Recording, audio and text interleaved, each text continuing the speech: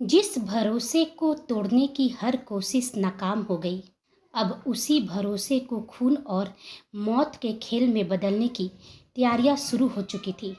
एक तरफ वेदांश अपनी मन्नत को हर दर्द से बचाने की कसम खा चुका था, तो दूसरी तरफ कोई नकाबपोश उसकी पूरी दुनिया को राख बनाने की ठान चुका था। लेकिन सवाल ये है कि आखिर कौन है वो नकाबपोश, और क्यों वेदांश की मोहब्बत अब किसी की मौत की वजह बनने वाली है। तो दोस्तों, शुरू करने से पहले आप सभी से गुजारिश है, यदि आप हमारे चैनल पर नए हैं तो चैनल को सब्सक्राइब जरूर कर लीजिए, और इस कहानी के पिछले भाग को देखने के लिए आप प्लेलिस्ट में मन्नत एक जुनून देख सकते हैं। तो चलिए शुरू करते हैं मन्नत एक जुनून भाग 26। वेदांश ने धीरे से अपनी उंगली मन्नत की ठुड्डी के नीचे रखी और उसके झुके हुए चेहरे को ऊपर उठाया।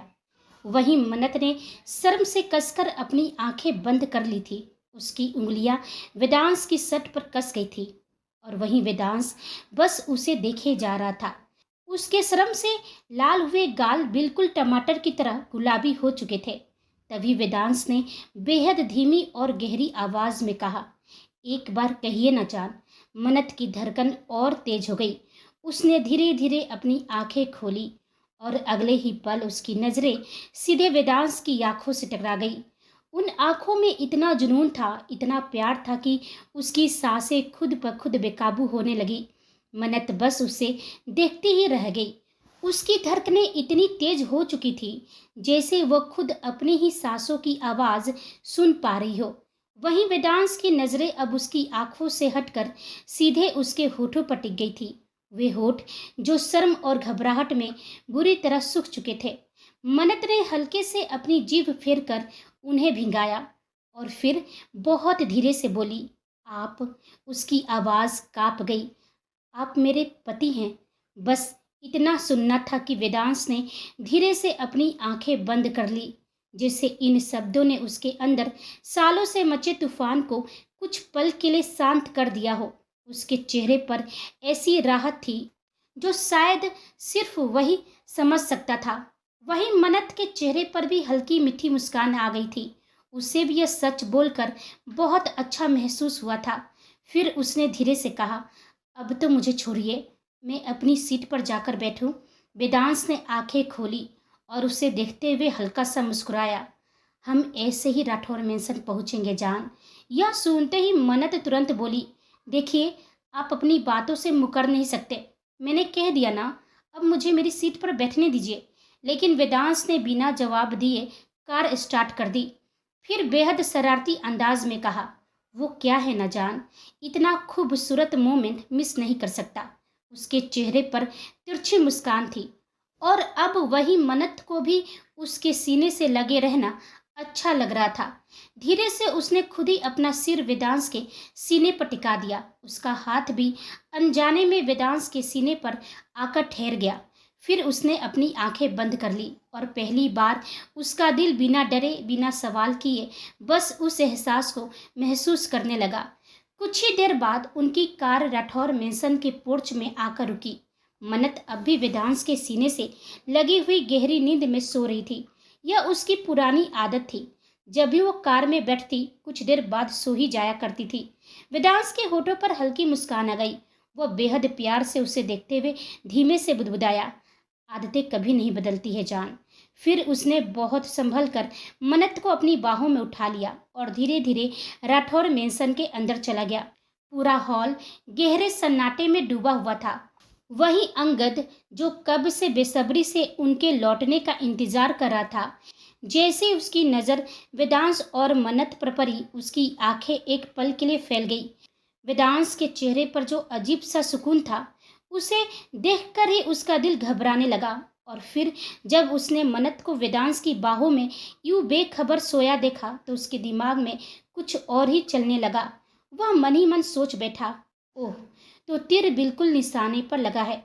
लगता है यह लड़की डर के मारे और दिमागी सदमे से बेहोश हो गई है। उस नकाबपोश की बातें इसके दिमाग को पूरी तरह से खोखला और पागल बना दिया होगा। तभी तो यह आज इस तरह अधमरी होकर वेदांश की बाहों में होश खोए पड़ी है।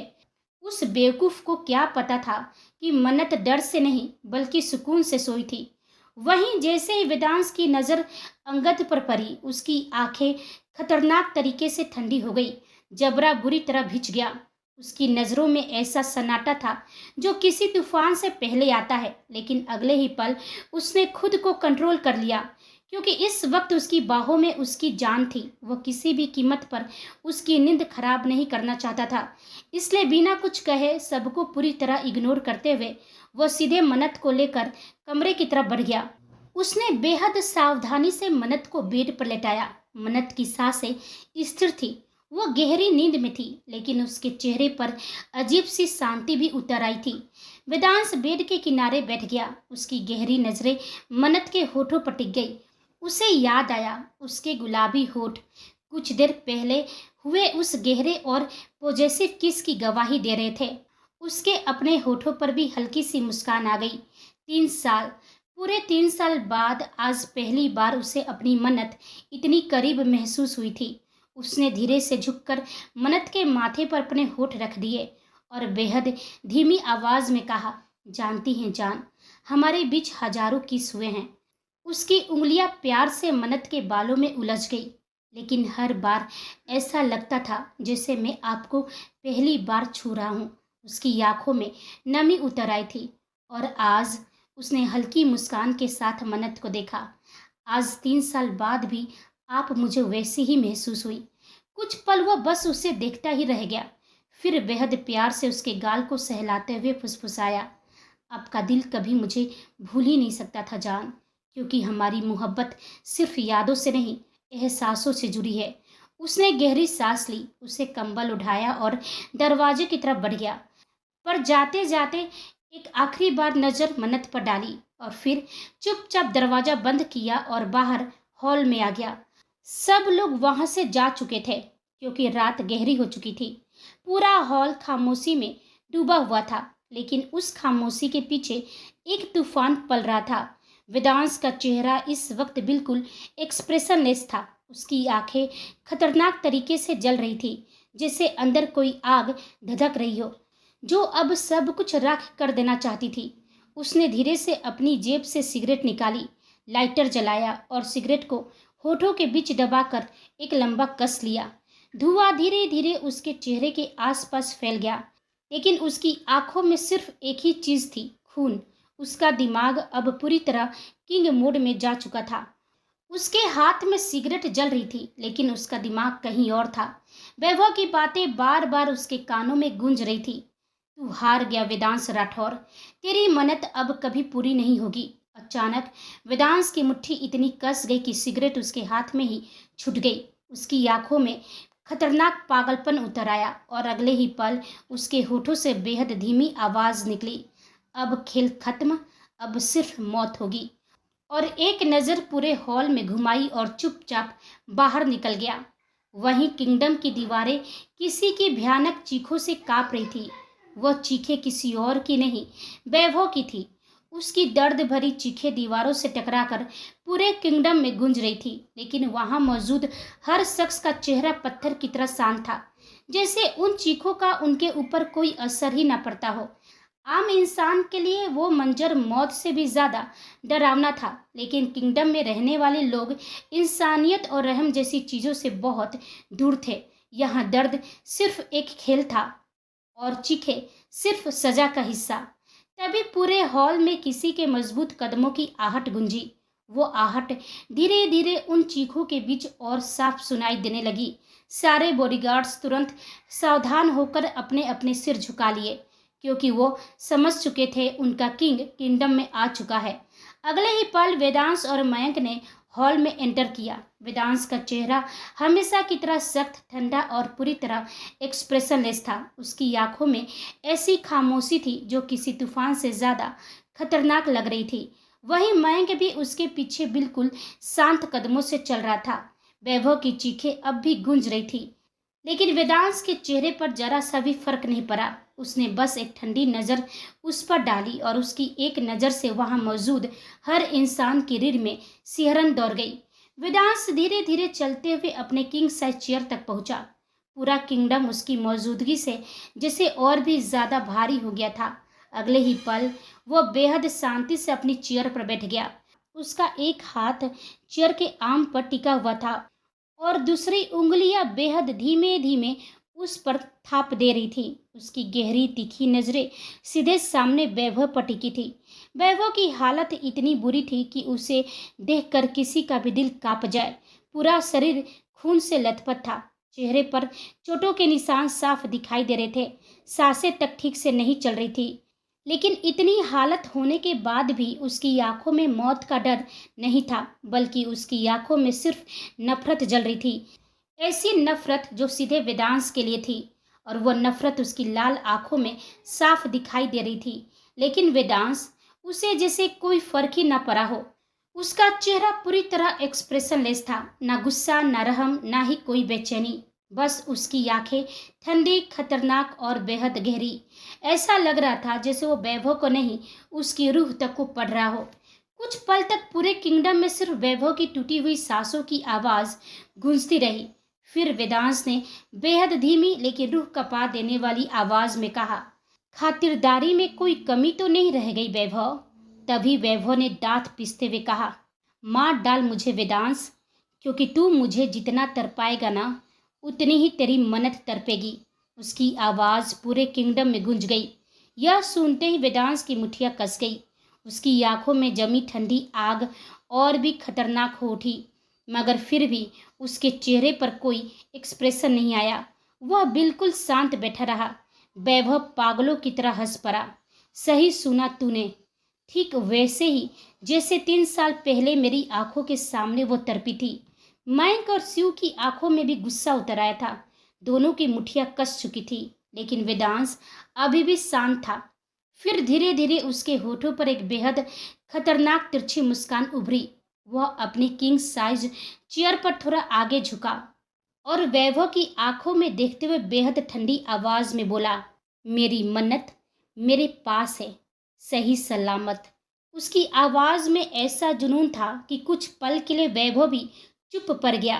वेदांश ने आगे कहा, और जानते हो सबसे मजेदार बात क्या है? तुमने जो प्लान बनाया था ना, वो पूरी तरह फेल हो चुका है। वैभव की आंखें सिकुड़ गई। वेदांश की मुस्कान और गहरी हो गई। तुम सोच रहे थे कि उनकी यादों के जख्म कुरेद कर उन्हें मेंटली तोड़ दोगे, उन्हें पागल बना दोगे, लेकिन हुआ उसका बिल्कुल उल्टा। अब उसकी आंखों में साफ पागलपन उतर आया था। उन्हें हमारे रिश्ते का एहसास होने लगा है। वो मुझे महसूस करने लगी हैं। उनका दिल मुझे पहचान चुका है। तभी वैभव गुस्से से तिलमिला उठा। झूठ! वह जोर से चीखा।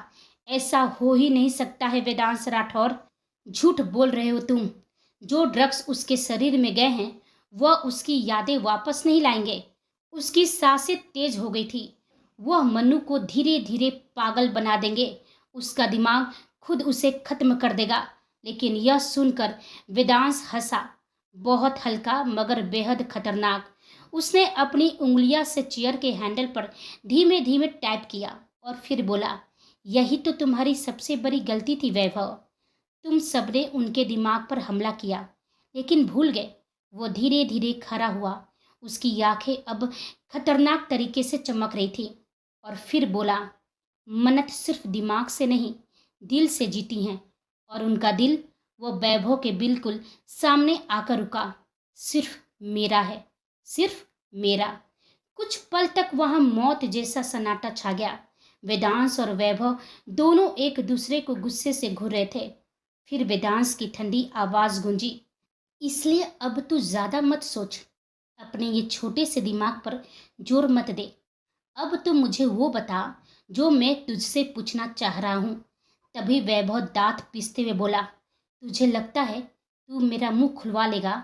वह जोर से हंसा, जितना टॉर्चर करना है कर ले, लेकिन फिर भी मैं तेरे किसी सवाल का जवाब नहीं दूंगा। यह सुनकर वेदांश मुस्कुराया, बहुत हल्का। उसने धीरे से कहा, तू भूल रहा है वैभव, मुझे सच तक पहुंचने के लिए किसी मोहरे की जरूरत नहीं पड़ती। इतना कहकर वह अपनी चेयर से उठा। उसके कदम बेहद धीमे थे। वह वैभव के चारों तरफ घूमते हुए बोला, चल मैं तुझे ही तेरी कहानी सुनाता हूँ। वैभव की आंखें सिकुड़ गई। वेदांश की आवाज अब और भी गहरी हो गई। 3 साल पहले तू उस पहाड़ी से खुद गिरा था, लेकिन तेरी किस्मत अच्छी थी, तू बच गया। वो धीरे धीरे चलते हुए आगे बोला। और बचकर सीधे मुंबई लौटा। तूने इंतजार किया, मौके की तलाश करता रहा कि कब मैं इंडिया से बाहर जाऊं और कब मन्नत अकेली पड़े। इसलिए तू तब तक छुपा रहा, हमारे सामने आया ही नहीं। उसकी आंखों में अब ठंडी आग साफ जल रही थी। और यही हमारी सबसे बड़ी भूल थी, क्योंकि हमें लगा कि तू मर चुका है, लेकिन वो वैभव के सामने रुक गया। तू जिंदा था, या किसी ने तुझे बचाया था, है ना? यह सुनते ही वैभव के चेहरे पर एक अजीब सा एक्सप्रेशन आया। बस वही एक पल वेदांश के लिए काफी था। उसके होठों पर तिरछी मुस्कान आ गई। फिर उसने आगे कहा, जैसे ही मैं, मयंक, शिव और कबीर इंडिया से बाहर गए, तूने उसी मौके का फायदा उठाया। तू मन्नत के सामने आया। तूने उनके दिमाग में मेरे खिलाफ जहर भरने की कोशिश की, लेकिन वेदांश की आंखें और भी गहरी हो गई। मन्नत ने तुझ पर भरोसा नहीं किया, क्योंकि वो मुझसे मोहब्बत से ज़्यादा मुझ पर ट्रस्ट करती थी। लेकिन उसने बेहद ठंडी आवाज़ में कहा, उनके पास उन 72 घंटों की यादें नहीं थी, और तूने उसी 72 घंटे का फ़ायदा उठाया मेरे डैड और आयुष को फंसाने के लिए। उसके डैड और आयुष के जिक्र आते ही वेदांश की आंखें अचानक बेहद ठंडी हो गई। उसका जबड़ा बुरी तरह भिज चुका था। पूरे किंगडम का माहौल और भी भारी हो गया। वो वैभव की आंखों में आंखें डालकर और बेहद खतरनाक आवाज में बोला, और फिर तूने पहले से प्लानिंग करके मेरे डैड और आयुष की मौत का खेल खेला, बम ब्लास्ट करवाया और खुद भी उसमें जलने का एक्टिंग किया। उसकी आंखों में अब साफ खून उतर आया था, लेकिन एक बार फिर तू बच गया। वैभव की सांसें हल्की तेज होने लगी थी। उसके आंखों के सामने अचानक 3 साल पुरानी तस्वीरें घूमने लगी। वह वही वक्त था जब वेदांश इटली जा चुका था, और उसके जाने के बाद मन्नत धीरे धीरे बदलने लगी थी।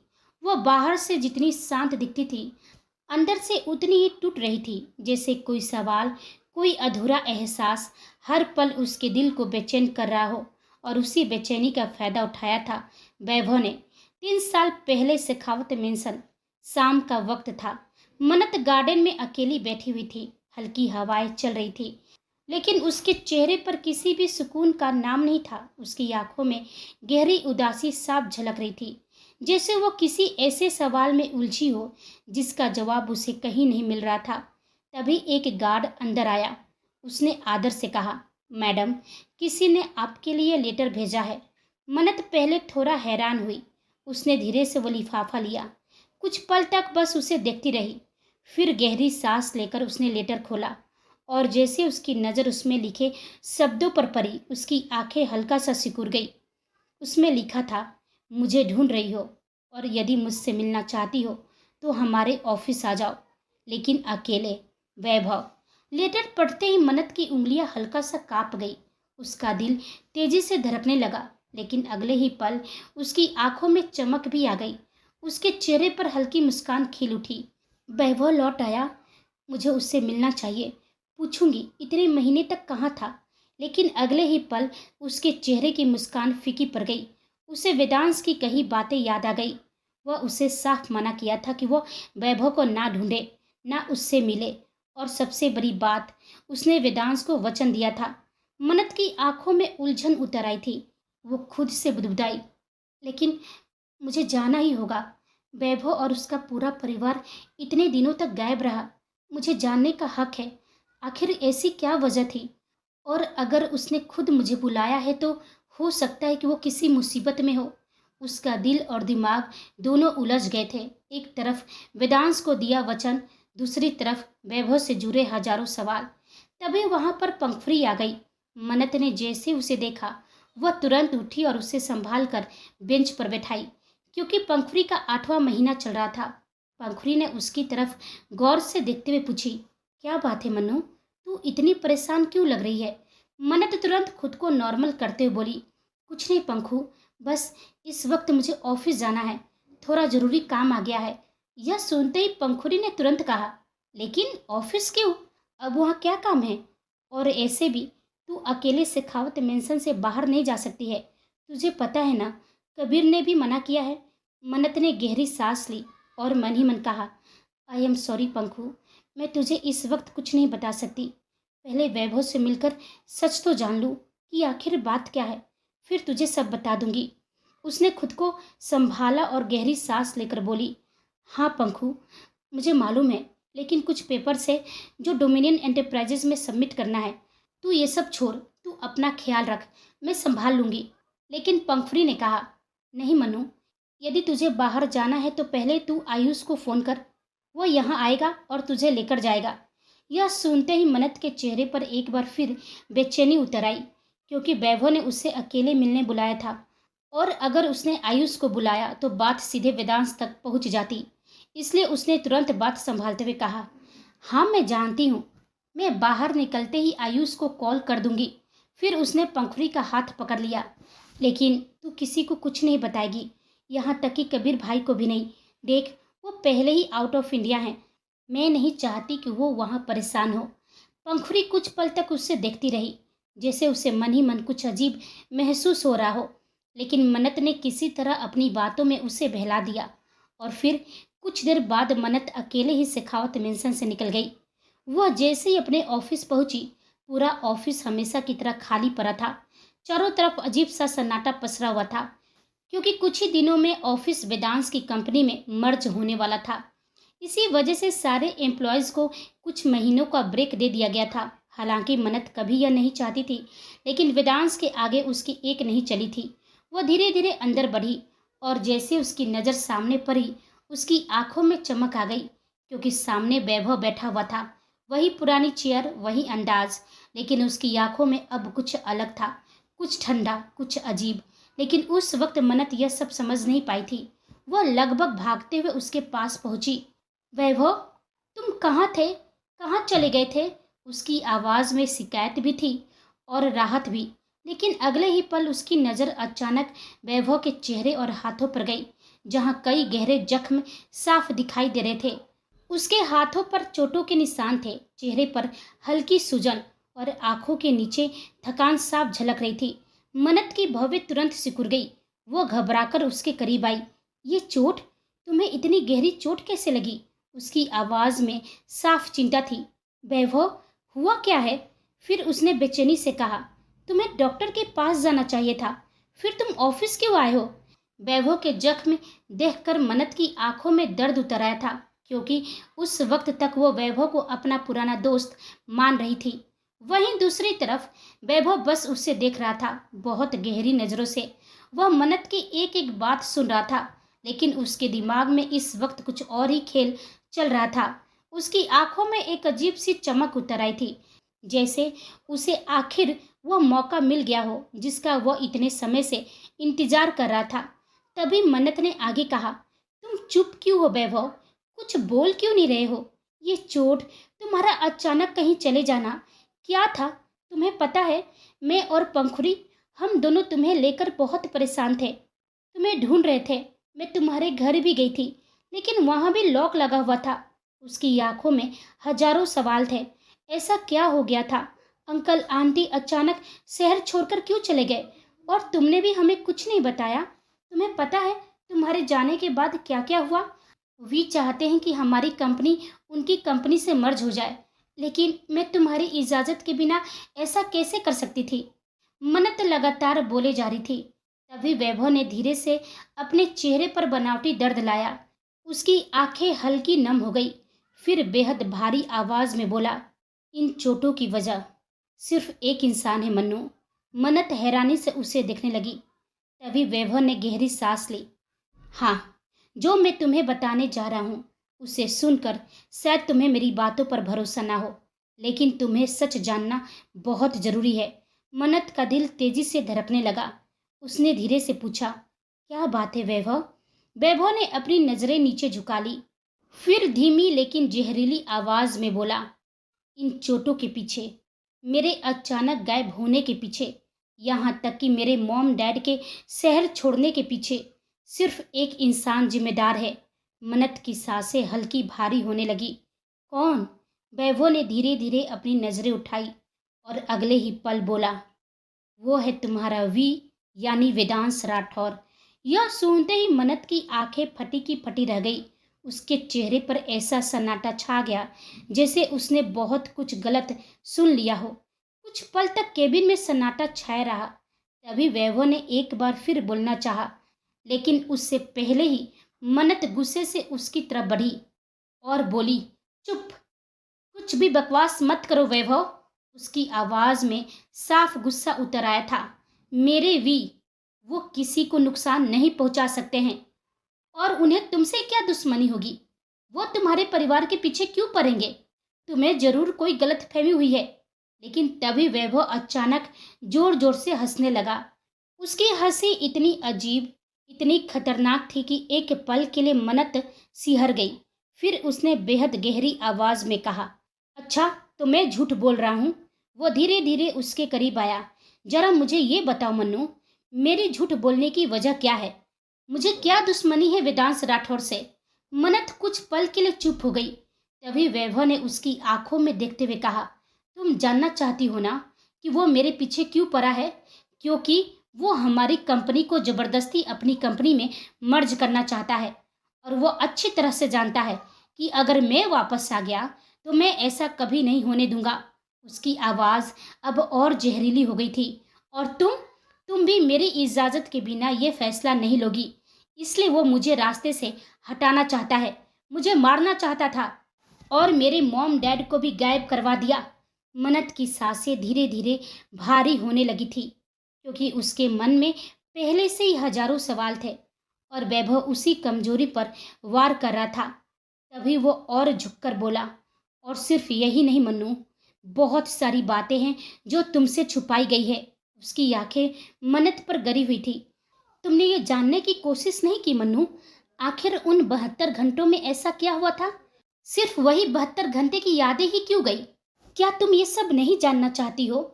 यह सुनते ही मनत के चेहरे पर गहरी उलझन उतर आई, क्योंकि ये वही सवाल थे जो उसके अपने दिल और दिमाग में भी दबे हुए थे।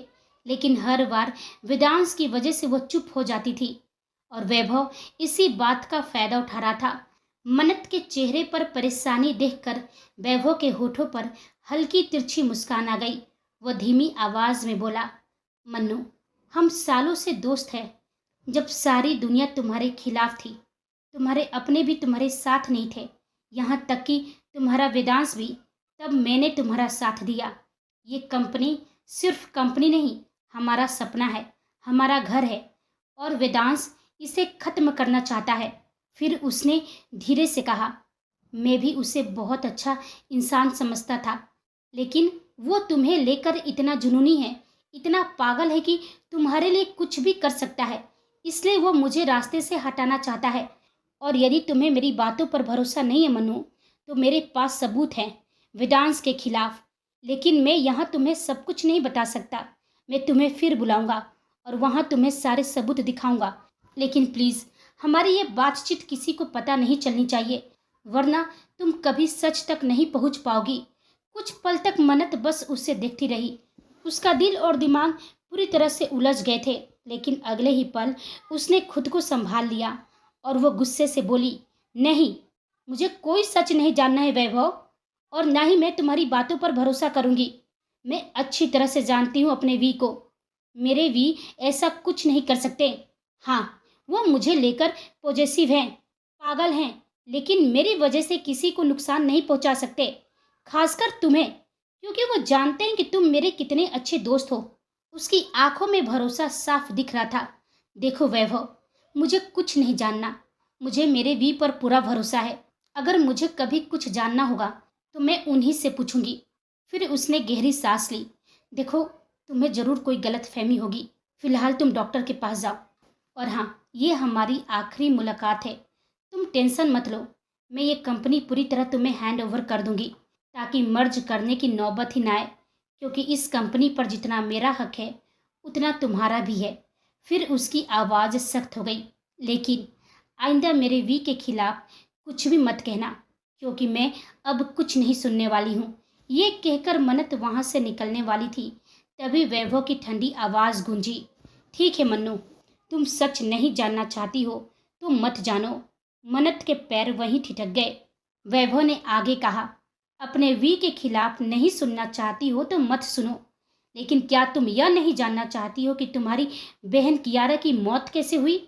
यह सुनकर मन्नत के कदम वहीं जम गए। उसकी आंखें फटी की फटी रह गई। वह पलटकर हैरानी से वैभव को देखने लगी और अपनी कांपती आवाज में पूछी, क्या मतलब है तुम्हारा? कियारा की मौत कैसे हुई? उसकी आंखों में बेचैनी साफ उतर आई थी। कियारा का तो एक्सीडेंट हुआ था। सबने यही कहा था कि उसकी मौत एक्सीडेंट में हुई। यह सुनते ही वैभव अचानक जोर जोर से हंसने लगा। उसकी हंसी पूरे खाली ऑफिस में गूंज उठी। मन्नत एक पल के लिए डर गई। फिर वैभव ने बेहद ठंडी आवाज में कहा, झूठ, तुमसे सिर्फ झूठ कहा गया है। उसकी आंखें खतरनाक तरीके से चमक रही थी। कियारा की मौत की वजह तुम्हारे उन 72 घंटों में ही छुपा है। मन्नत की सांसें अटकने लगी। वैभव धीरे धीरे उसके करीब आया। तुम्हें बहलाया गया है मन्नू, बहकाया गया है। और तुम्हें बहलाने में सिर्फ वेदांश ही नहीं, तुम्हारा भाई कबीर भी शामिल था। सुनकर मन्नत की सांसें अटक गई। उसकी आंखें और भी हैरानी से चौड़ी हो गई। नहीं नहीं, उसके होठ कांपे, क्योंकि वो अपने भाई कबीर पर शक करने की सोच भी नहीं सकती थी। लेकिन वैभव लगातार उसके दिमाग में जहर घोल रहा था। वह बोला, तुम्हारे हर सवाल का जवाब उन्हीं 72 घंटों की यादों में छिपा है। कियारा क्यों मरी, कैसे मरी, तुम क्यों बच गई, तुम्हारी यादें क्यों गई, और भी बहुत कुछ है मन्नत, जो तुम्हारा जानना बहुत जरूरी है। लेकिन वैभव थोड़ी देर ठहर कर बोला, यदि तुम सच जानना चाहती हो तो तुम्हें फिर वहां आना होगा जहां अगली बार मैं तुम्हें बुलाऊंगा। वैभव की आवाज बेहद धीमी लेकिन खतरनाक थी। लेकिन याद रखना मन्नू, हमारे बीच की ये बातें किसी तीसरे को पता नहीं चलनी चाहिए, वरना तुम कभी सच तक नहीं पहुंच पाओगी। कियारा की मौत का सच तुम कभी जान नहीं पाओगी। मन्नत के चेहरे पर अब भी गहरी उलझन साफ दिखाई दे रही थी। वैभव की बातें उसके कानों तक पहुंच रही थी, लेकिन उसका दिल उन बातों को मानने के लिए बिल्कुल रेडी नहीं था। उसने गहरी सांस ली, फिर वैभव की आंखों में देखते हुए बोली, तुम कुछ भी कह लो वैभव, लेकिन मैं तुम्हारी बातों पर भरोसा नहीं करती। उसकी आवाज में हल्का गुस्सा भी था और बेचैनी भी। गलती मेरी है, मुझे यहाँ आना ही नहीं चाहिए था। वो गुस्से से बोली, मुझे मेरे वी पर पूरा भरोसा है वैभव। उसकी आंखें नम थी, लेकिन उनमें यकीन साफ दिखाई दे रहा था, और ये भरोसा मुझसे कोई नहीं छीन सकता है, समझे तुम? ये कहकर मन्नत वहां से तेजी से निकल गई। दरवाजा जोर से बंद हुआ और अगले ही पल पूरे केबिन में खामोशी छा गई। लेकिन वैभव की मुट्ठियां बुरी तरह से कस चुकी थी। उसकी आंखें खतरनाक तरीके से लाल हो गई थी। कुछ सेकंड तक वह दरवाजे को घूरता रहा, फिर धीरे धीरे उसके होठों पर बेहद ठंडी मुस्कान फैल गई। वह हल्की आवाज में बड़बड़ाया, तुम आओगी मन्नत, जरूर आओगी, क्योंकि भले तुम्हें अपने वी पर कितना भी भरोसा हो, लेकिन कियारा की मौत तुम्हारे अंदर ऐसी बेचैनी पैदा करेगी कि तुम खुद को रोक नहीं पाओगी। उसकी आंखों में चमक उतर आई। तुम इतनी बेचैन हो जाओगी कि तुम्हें वापस आना ही होगा। और फिर वैभव की ठंडी हंसी पूरे केबिन में गूंजने लगी। वो हंसी जो किसी आने वाले तूफान का इशारा दे रही थी। तभी किंगडम के उस खौफनाक सन्नाटे में वेदांश की ठंडी आवाज गूंजी, तो तुमने उनके मन में मेरे खिलाफ जहर भरा। वैभव का तंद्रा टूटी और उसका ध्यान तुरंत उसकी तरफ गया, लेकिन उसके चेहरे पर अब भी वही खतरनाक मुस्कान फैली हुई थी। वहीं वेदांश की नजरें बेहद गहरी थी। वो धीरे धीरे अपनी चेयर पर बैठा और बेहद धीमी आवाज में बोला, तूने उनके दिमाग के साथ खेला ताकि वो मुझसे नफरत करने लगे, मुझसे दूर चली जाए। लेकिन उनका मुझ पर भरोसा अटूट था। वेदांश की आंखों में हल्का दर्द उतर आया। इसलिए तुमने और भी खेल खेले, उन्हें मजबूर किया। तुम्हारी बातों पर भरोसा करने के लिए तुमने उनके दिमाग को मैनिपुलेट किया, क्योंकि वो चाहे अपना सच जानना चाहे या ना चाहे, लेकिन कियारा की मौत का सच जरूर जानना चाहती थी। वेदांश की आवाज अब और भी भारी हो गई। और तुमने इसी कमजोरी का फायदा उठाया। कुछ सेकेंड तक सन्नाटा छाया रहा। फिर अचानक वैभव जोर जोर से हंसने लगा। उसकी हंसी पूरे किंगडम में गूंज उठी। वाह किंग, सच में मुझे तो लगा था कि तू अपनी मन्नत के दूर होने के गम में 3 साल इंडिया से गायब रहा, लेकिन अब समझ गया तेरा गायब होना भी एक प्लान था। तू सच तक पहुंचना चाहता था। उसने तिरछी मुस्कान के साथ कहा। लेकिन तू सच तक पहुंचा भी तो अधूरा। लेकिन कुछ फायदा नहीं हुआ, क्योंकि इस खेल में सिर्फ मैं शामिल नहीं हूँ। मैं तो बस एक मोहरा हूँ। यह सुनते ही शिव मैंग की नजरें एक साथ वैभव पर टिक गई। वहीं वेदांश का चेहरा और ठंडा पड़ गया। वैभव फिर हंसते हुए बोला, ये खेल बहुत बड़े लेवल पर खेला जा रहा है, इतने तरीके से कि तू चाह कर भी असली खिलाड़ी तक कभी नहीं पहुंच पाएगा। उसकी आंखों में अब अजीब सा पागलपन उतर आया था। और जब तक तू सच तक पहुंचेगा किंग, तब तक सब कुछ खत्म हो चुका होगा। वैभव की बात सुनकर वेदांश ने एक ठंडी हंसी हंसी। पूरा किंगडम खामोश था। सिर्फ वेदांश की भारी सांसें और वैभव की टूटती हालत दिखाई दे रही थी। तभी वेदांश धीरे धीरे उसके बिल्कुल करीब झुका। उसकी आंखों में आंखें डालकर बेहद खतरनाक आवाज में बोला, खेल चाहे जैसा भी हो वैभव। वेदांश की आवाज खतरनाक तरीके से शांत थी। तुम लोग जो भी खेल खेल रहे हो, उससे मुझे फर्क नहीं पड़ता। उसकी आंखों में ठंडी चमक उतर आई थी, क्योंकि किंग को मात देना हर किसी के बस की बात नहीं होती। वैभव की सांसें भारी हो रही थी। उसकी आंखों में पहली बार खौफ साफ नजर आ रहा था, क्योंकि इस वक्त वेदांश की आंखों में जो पागलपन था, उसे देखकर शायद मौत भी थरथरा जाए। लेकिन वेदांश बिना रुके बोला, जहां दुश्मन की सोच खत्म होती है, किंग की सोच वहीं से शुरू होती है। कुछ सेकेंड तक वहां खतरनाक सन्नाटा पसरा रहा। फिर वेदांश हल्का सा झुका। उसकी नजरें सीधे वैभव की आंखों में धंस गई। इसलिए फिलहाल मुझे सिर्फ एक बात जानने में इंटरेस्ट है। उसकी आवाज और भी ठंडी हो गई। तुम्हारा वो दूसरा साथी जो मन्नत के जख्मों को कुरेद रहा था, वो कहाँ छुप कर बैठा है? वेदांश की मुठ्ठियां कस गई। कहाँ है वो नकाबपोश? वहीं दूसरी ओर वह नकाबपोश धीरे धीरे आईने के सामने आकर रुका। कमरे में गहरा सन्नाटा फैला हुआ था। बस उसकी भारी सांसों की आवाज गूंज रही थी। उसकी आंखों में एक अजीब सी चमक थी, खतरनाक और सिहरन पैदा कर देने वाली। वो कुछ पल तक खुद को आईने में देखता रहा, लेकिन नकाब के पीछे उसके होठों पर एक रहस्यमयी मुस्कान थी। वहीं उसी वक्त दूसरी ओर किंगडम में वेदांश ने दांत पिसते हुए एक बार फिर पूछा, बता वैभव, मैं उस नकाबपोश की बात कर रहा हूँ जिसने मन्नत के जख्मों को कुरेदा, यानी राव। अब बता, तेरा वो साथी राव कहाँ छुप कर बैठा है? यह सुनकर वैभव और भी ज्यादा हैरान रह गया। कुछ पल तक वो वेदांश को घूरता रहा। फिर अचानक उसे कुछ याद आया। उसने भारी सांस लेते हुए कहा, तुम्हें गलत फहमी हुई है। मैं किसी राव को नहीं जानता। हाँ, मेरे साथ जो नकाबपोश था वो सिर्फ मेरा साथी था। लेकिन उसने सिर हल्का झटका। मैं उसके बारे में कोई डिटेल नहीं जानता, क्योंकि हम सब एक दूसरे से मिलते जरूर हैं, लेकिन एक दूसरे की असली पहचान नहीं जानते। वेदांश की नजरें अब भी उसी पर जमी थी। वैभव ने आगे कहा, मैं सच कह रहा हूँ, मुझे नहीं पता उस नकाब के पीछे कौन था। उसका काम सिर्फ मन्नत के जख्मों को कुरेदना था, और मेरा काम कबीर को खत्म करना। इससे ज्यादा मैं उसके बारे में कुछ नहीं जानता। वेदांश के चेहरे पर एक बार फिर वही रहस्यमयी मुस्कान उभर आई। वो धीरे धीरे वैभव के और करीब झुका, और अगले ही पल उसने वैभव का जबड़ा कसकर पकड़ लिया, इतनी जोर से कि वैभव दर्द से तिलमिला उठा। वेदांश की आंखें इस वक्त बेहद खतरनाक लग रही थी। उसने ठंडी लेकिन रूह कपा देने वाली आवाज में कहा, वैभव, शायद तू भूल गया है कि तेरे सामने कौन है। उसकी पकड़ और मजबूत हो गई।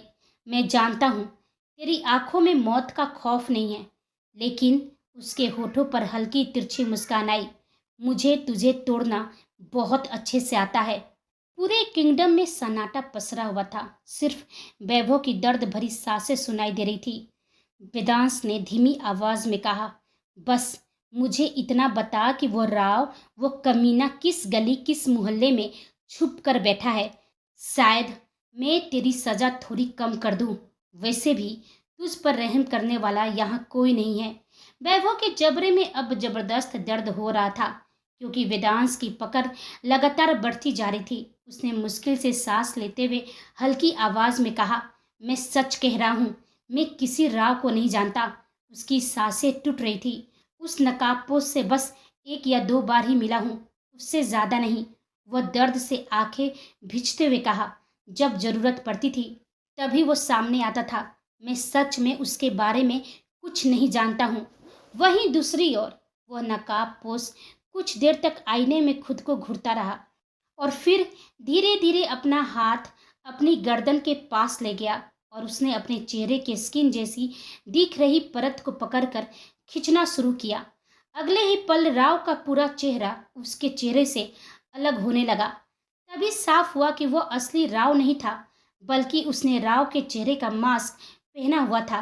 लेकिन जैसे ही उसने मास्क हटाया, उसका असली चेहरा फिर भी पूरी तरह सामने नहीं आया, क्योंकि अगले ही पल उसने दोबारा अपने चेहरे पर काला नकाब चढ़ा लिया। अब आईने में सिर्फ उसकी आंखें नजर आ रही थी, वही खतरनाक आंखें जिनमें किसी अनजान तूफान का पागलपन जल रहा था। उसने आईने को घूरते हुए बेहद धीमी आवाज में कहा, खेल शुरू हो चुका है वेदांश राठौर। उसकी आंखें खतरनाक तरीके से जल रही थी। फिर वो धीरे धीरे आईने से हटकर कमरे के एक कोने में जाकर रुक गया। उस कोने की दीवार पर राव की तस्वीर टंगी हुई थी। जैसे ही नजर उस तस्वीर पर पड़ी, उसकी आंखों में दर्द उतर आया। वह बेहद धीरे से आगे बढ़ा और कांपती उंगलियों से तस्वीर को छू लिया। उस स्पर्श में अपनापन था, दर्द था। कुछ पल तक बस खामोशी से तस्वीर को निहारता रहा, लेकिन फिर धीरे धीरे आंखों में दर्द की जगह खतरनाक चमक उतरने लगी। ऐसी चमक जिसमें सिर्फ नफरत और इंतकाम था। उसकी भारी आवाज कमरे में गूंजी, भाई के बदले भाई छीना है मैंने वेदांश राठौर से। सिर्फ भाई ही नहीं, उसका बाप भी, जो बेवजह मौत के मुंह में चला गया। उसकी मुठ्ठियां कस गई। प्लान तो सिर्फ उस आयुष को मारने का था, ताकि वेदांश की आंखों में वही दर्द दिख सके जो हर पल मुझे महसूस होता है। कुछ पल के लिए उसकी आवाज भर आ गई, लेकिन अगले ही पल एक ठंडी हंसी कमरे में गूंज उठी। लेकिन किस्मत अच्छी थी भाई, उस आयुष के साथ साथ अधिराज राठौर भी मारा गया। उसकी आंखें अब पागलों की तरह चमक रही थी। बदला पूरा हुआ भाई, लेकिन अभी भी अधूरा है। उसकी उंगलियां फिर से राव की तस्वीर पर फिरने लगी। उसकी मन्नत की तो हमने सारी यादें छीन ली थी, लेकिन अब वो फिर से नॉर्मल हो रही है। जरूर वेदांश ने ही कुछ किया है, तभी वो इतनी जल्दी संभल रही है। आवाज उसकी अब बेहद ठंडी हो चुकी थी। लेकिन उन दोनों को इतनी चैन और सुकून की जिंदगी जीने की इजाजत हरगिज नहीं मिलनी चाहिए।